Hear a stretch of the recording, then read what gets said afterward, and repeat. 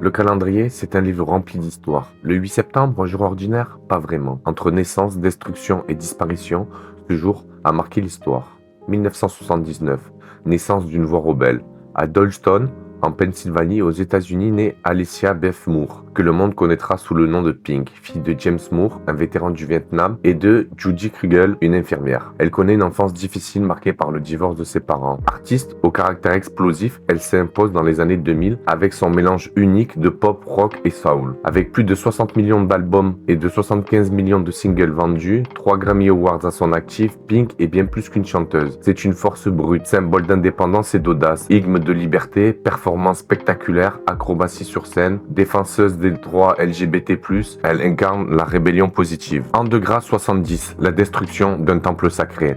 Ce jour-là, les légions romaines de l'empereur Titus mettant le feu au temple de Jérusalem, construit par Salomon vers 970 avant JC, puis reconstruit par Hérode en 19 avant JC. C'était le cœur spirituel du judaïsme. Les flammes dévorent le sanctuaire, les habitants sont réduits en esclavage, dispersés aux 4 vents. Un seul mur résiste, le fameux mur des lamentations. Cette tragédie marque le début de la diaspora juive, 2000 ans d'exil et de persécution. Un événement qui résonne encore aujourd'hui dans l'histoire. 2022. La fin d'un règne historique. À Balmoral, en Écosse, s'éteint Élisabeth II, reine du Royaume-Uni et du Commonwealth, à l'âge de 96 ans. Un règne de 70 ans et 7 mois, le plus long de l'histoire britannique.